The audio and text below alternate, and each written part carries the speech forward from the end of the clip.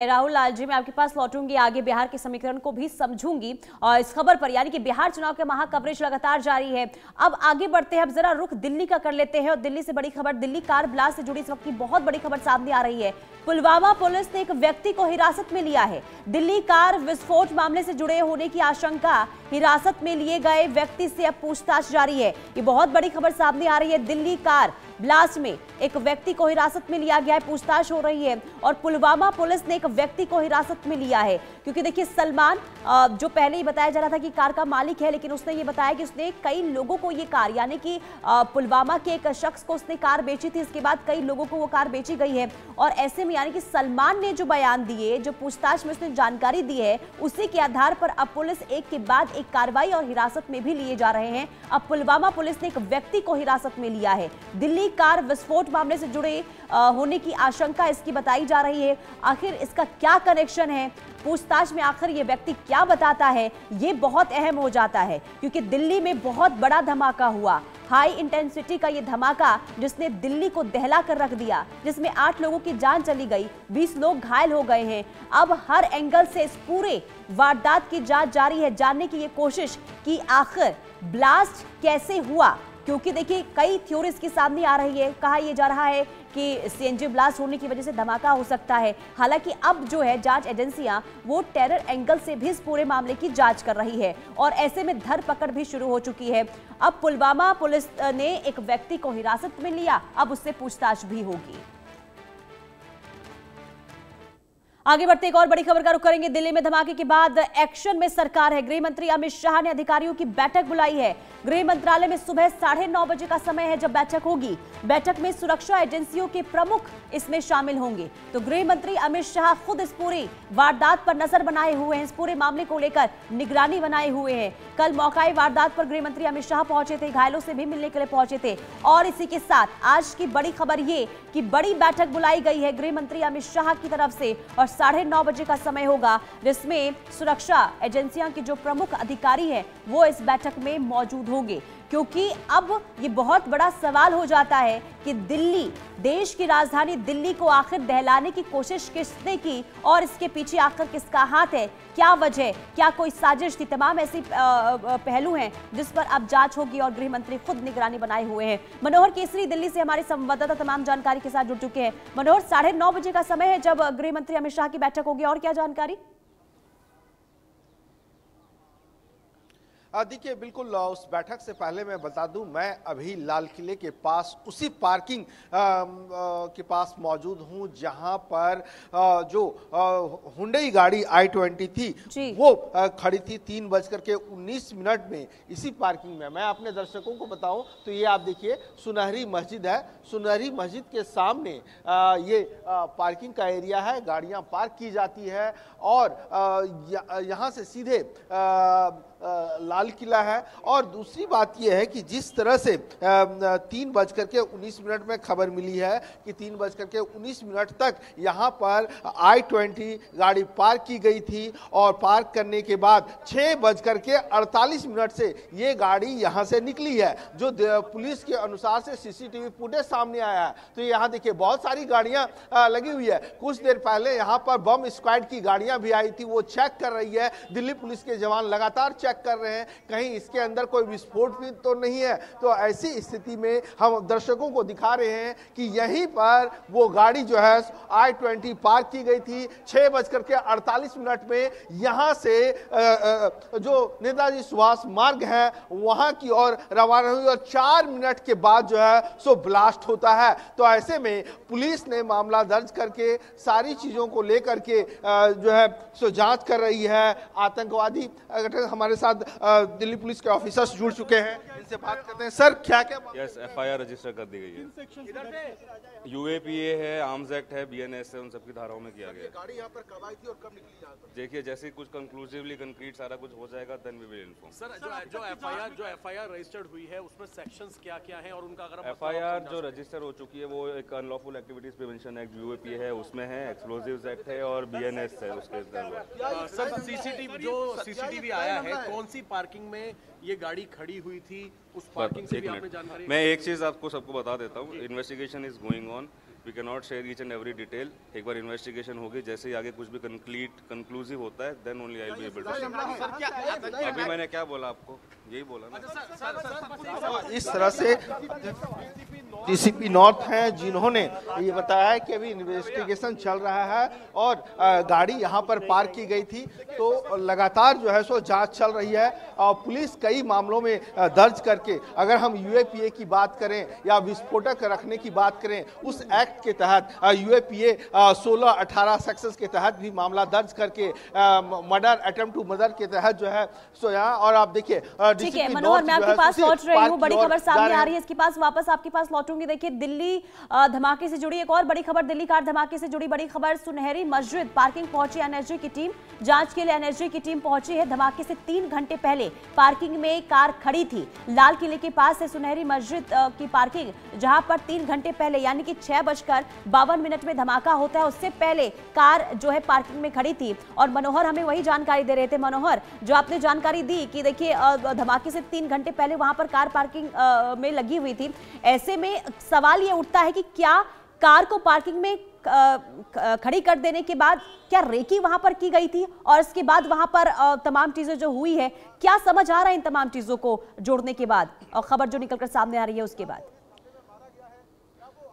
मनोहर हाँ देखिए, बिल्कुल आपने सही कहा कि इसे लेकर के पहले रैकी जरूर की गई हुई, ये सारी चीजें जो जांच में पता चलेगा। लेकिन जो अभी नॉर्थ एरिया के डीसीपी ने हमें बताया है कि मामला जो है सो दर्ज करने के बाद हम इन इलाकों की जांच कर रहे हैं।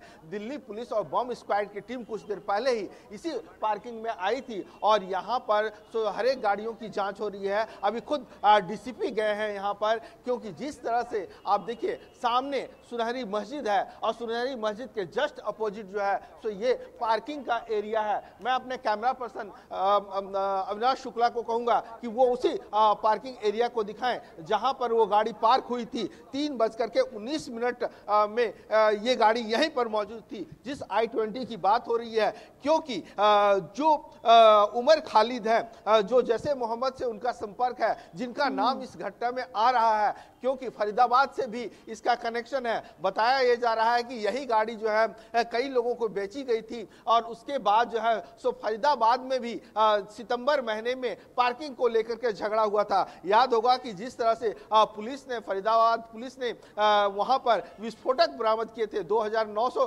किलो के आसपास विस्फोटक फरीदाबाद से बरामद हुए। तो ये सारे एक दूसरे से कनेक्शन है और इन सब चीजों की जांच हो रही है, क्योंकि ये विस्फोटक बरामद होने के बाद ही 6:55 में ब्लास्ट होता है। और ऐसे में ये गाड़ी जब यहाँ से निकली है तो यहाँ से जब ये गाड़ी I-20 निकली और उसके बाद जो है सो गाड़ी गई है और 6:48 में I-20 हुंडई गाड़ी जो है सो यहाँ से रवाना होती है और उसके बाद 4 मिनट के बाद जो है सो ब्लास्ट की घटना होती है। तो ऐसे में जो लोग हैं उनकी जांच हो रही है और कई एजेंसियां लगी हुई है, चाहे एनएसजी की बात करें, एनआईए की बात करें, वहीं केंद्रीय गृह मंत्री अमित शाह पल पल की जानकारी ले रहे हैं। उन्होंने किस तरह से कल देर रात जो है मौके पर आकर के उन्होंने मुआयना किया है और अभी कुछ देर के बाद जो है सो एक उच्च स्तरीय बैठक होगी, तमाम एजेंसियों के साथ बातचीत होगी कि अब तक क्या सबूत निकले हैं। कि उन्होंने कहा कि किस तरह से एनएसजी की टीम हो या फिर एनआईए की टीम हो, उन्होंने मौके वारदात से जो है सैंपल्स किए हैं, वो एफएसएल जा चुकी है और जांच के बाद ही पता चल पाएगा कि आखिरकार इसका मास्टरमाइंड कौन है। जी लेकिन मनोहर, अब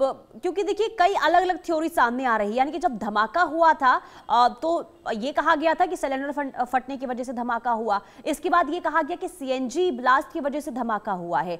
लेकिन आप ग्राउंड जीरो पर मौजूद थे, आपने तमाम चीजें वहां पर देखी, तो क्या लग रहा है कि क्या वाकई में सीएनजी फटने के बाद अब इतना बड़ा धमाका हो सकता है? इतनी हाई इंटेंसिटी का जो धमाका था, क्या सीएनजी फटने के बाद पॉसिबल है क्या ये?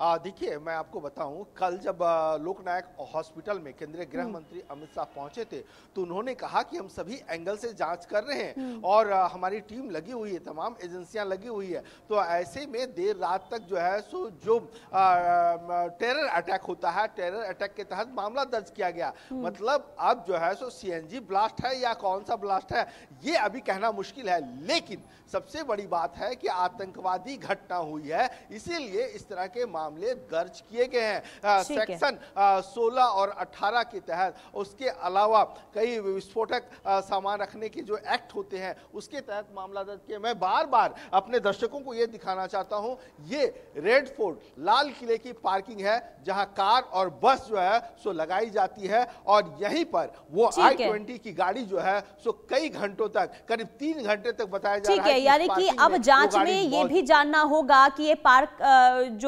पार्किंग में कार खड़ी थी 3 घंटे पहले, ब्लास्ट से पहले, तो आखिर इसके पीछे क्या वजह थी? क्या यहाँ पर साजिशन, इन तमाम चीजों को यानी वारदात को अंजाम दिया गया है? अभी जांच जारी है, इसके बाद तमाम चीजें निकलकर सामने आएगी। मनोहर, आप बने रहिए, मैं आपके पास लौटूंगी। बड़ी खबर सामने आ रही है, दिल्ली कार ब्लास्ट में पुलिस को सीसीटीवी फुटेज मिले हैं। पार्किंग में प्रवेश करती और बाहर निकलती हुई कार दिखाई दी है।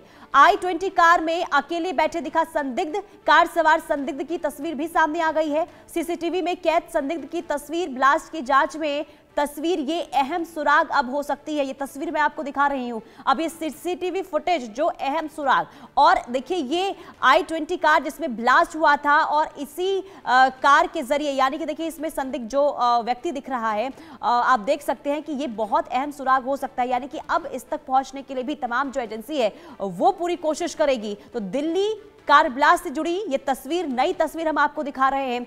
कार, ये I-20 कार जिसमें ब्लास्ट हुआ है और इसमें सिर्फ एक व्यक्ति नजर आ रहा है, ये संदिग्ध, जिसकी आप देखिए जो तस्वीर है वो अभी फिलहाल आधी दिखाई दे रही है, यानी कि क्लियर नहीं हो पा रहा है। लेकिन अब जो जांच एजेंसियां हैं इस तस्वीर को भी खंगालेगी, अब इस शख्स तक भी पहुंचने की कोशिश की जाएगी, क्योंकि अगर इस तक सुरक्षा एजेंसियां पहुंचती है तो कई अहम जानकारियां मिल सकती है और अहम सुराग मिल सकते हैं। तो काफी अहम ये तस्वीरें और दिल्ली ब्लास्ट से जुड़ी ये तस्वीर अब सामने आई है। मनोहर, देखिए जिस पार्किंग की आप बात कर रहे थे उसका सीसीटीवी फुटेज सामने आया है, यानी कि कार को आते जाते सीसीटीवी कैमरे में ये जो तस्वीरें वो कैद हुई हैं। और खास करके कार में देखिए, पहले ये कहा जा रहा था कि 3 लोग बैठे थे, लेकिन कार में सिर्फ अब एक ही व्यक्ति नजर आ रहा है।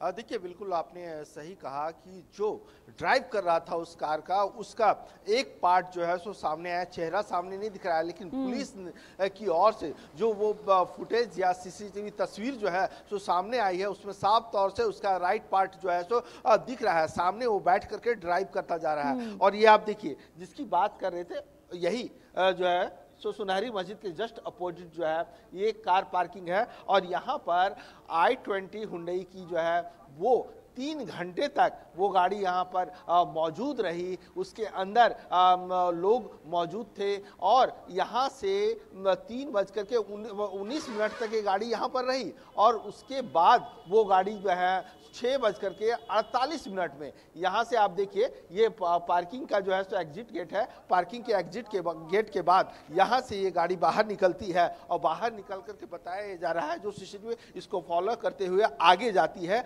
आगे वहां से सीधे लाल किले की ओर सड़क जाती है जो नेताजी सुभाष मार्ग है, मेट्रो स्टेशन का गेट नंबर 1 है और वहां पर यहाँ से 6:48 में वो गाड़ी निकलती है और 4 मिनट में वो नेताजी सुभाष मार्ग गेट नंबर 1 मेट्रो स्टेशन के पास लाल किले के सामने वहां पर पहुंचती है और उसके बाद ब्लास्ट होता है और वहां पर अफरा तफरी का माहौल हो जाता है क्योंकि यहां से कुछ ही फासले पे है। अब आप समझ सकते हैं कि करीब 600 से 700 मीटर के आसपास ये दूरी होगी।